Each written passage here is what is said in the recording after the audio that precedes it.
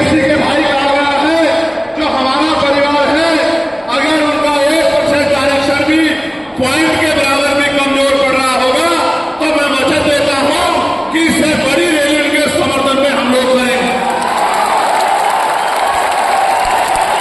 मैं फिर आपसे कह रहा हूं, आप याद करो, जब से देश में आरक्षण व्यवस्था लागू हुई है, इस आरक्षण को खत्म करने के लिए चाहे वो कांग्रेस पार्टी रही हो या भारतीय जनता पार्टी रही हो या और कोई मनोवादी दल रहा हो, इन्होंने एड़ी चोटी के जोर लगाए। और आज जिन जातियों को गाली दी जा रही है, ये वही जातियां हैं जिन्होंने अपने बच्चे कुर्बान कर दिए लेकिन अपने अधिकारों की रक्षा की, और आज भी देश में आरक्षण बचा हुआ है, नौकरियां बची हुई है, हिस्सेदारी बची हुई है, राजनीतिक व्यवस्था कायम है, लोकतांत्रिक व्यवस्था है। तो धन्यवाद करना चाहिए उन जातियों का जिन्होंने अपने प्राणों का बलिदान दे दिया, लाठी डंडे खाए, गोलियां खाई, लेकिन अपने अधिकारों को छीनने नहीं दिया। सब लोगों को उनका धन्यवाद करना चाहिए। लेकिन दुश्मन का ये षड्यंत्र है और दुश्मन बड़ा समझदार है। दुश्मन जानता है कि 2 अप्रैल 2018 के बाद में ये दलित समाज एकजुट हो गया था। जब दलित समाज एकजुट हुआ तो वो ये सोचने लगे कि इनकी एकता को कैसे तोड़ा जाए। आप और मैं जानते हैं, जब हम मुट्ठी बनकर रहेंगे तो कोई हमारे अधिकारों को नहीं छीन सकता, लेकिन जब जब हम बट जाएंगे, एक उदाहरण के तौर पे बताता हूं, अगर आप झाड़ू के सिक्कों को इकट्ठा कर दोगे, वो सिक्के जो हैं एकजुट हो जाएंगे, उनको बांध दिया जाएगा तो वो सारा कचरा साफ कर देंगे। लेकिन अगर वो जो सिक्के होते हैं, अगर आपने उनको अलग अलग कर दिया तो वो कचरा साफ नहीं कर पाएंगे, वो खुद कचरा बन जाएंगे, उनकी कोई हैसियत नहीं बनेगी। इसलिए हमारे महापुरुषों ने बहुजन समाज में भाईचारे की बात की। और आप महसूस करो, बाबा साहब अम्बेडकर ने क्या नारा दिया, शिक्षित बनो, संगठित रहो और संघर्ष करो। हमें शिक्षित भी बनना है, संगठित भी होना है और अपने विरोधियों बैरियों के खिलाफ संघर्ष भी करना है, अपने अधिकारों के लिए संघर्ष भी करना है। मैं जब देश के बाहर गया तो मैंने देखा कि वो लोग तरक्की कर रहे हैं, उनकी जिंदगी खुशहाल है, उनकी जिंदगी अच्छी बन रही है। लेकिन उनकी जिंदगी तो अच्छी बन रही है, लेकिन 75 साल की आजादी के बाद आज भी भारत में 80% लोग ऐसे हैं जो रोटी कपड़ा मकान से वंचित हैं, जिनको इज्जत की जिंदगी नहीं मिल रही। तो मैं देख रहा था, मुझे बड़ी खुशी हो रही थी, लेकिन जब मैं भारत की तरफ देखता हूं तो बड़ी निराशा हाथ लगती है। फिर ये महसूस करता हूं कि आज जो कुछ हमारे पास है वो हमारे महापुरुषों की संघर्ष की वजह से है। अगर हमारे महापुरुष संघर्ष नहीं करते तो जो आज हमें मिला है ये भी हमें किसी कीमत पे नहीं मिलता। आप जानते हैं, हमेशा आरक्षण के खिलाफ चाहे सुप्रीम कोर्ट हो या मानवाधिकार दल हो, सब लोगों ने आरक्षण को समाप्त करवाने के लिए एड़ी चोटी के जोर लगा दिए। और इसका सबसे बड़ा हमला इस पर कब हुआ, जब 10% ईडब्ल्यूएस लागू हुआ। मुझे माफी चाहते हुए कहना है कि हमारे दलों ने भी हाथ उठा दिए, जो हमारे पूर्व के दल ने उनका समर्थन किया।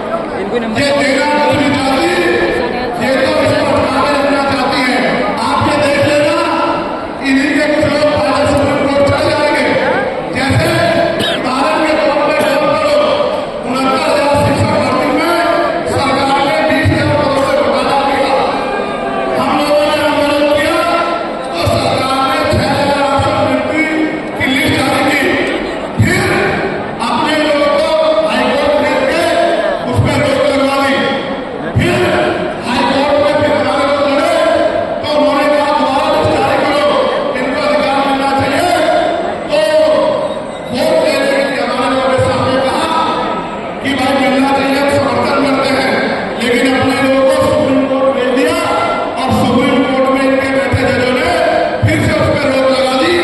इसलिए हमें इनकी नीयत पे शक होता है। मुझे डर ये भी है, अगर ये अधिकार स्टेट गवर्नमेंट को दे दिए गए तो ये कॉन्स्टिट्यूशन का तो बहुत बड़ा वायलेशन होगा ही, 340 का, 341 का, लेकिन एबी का।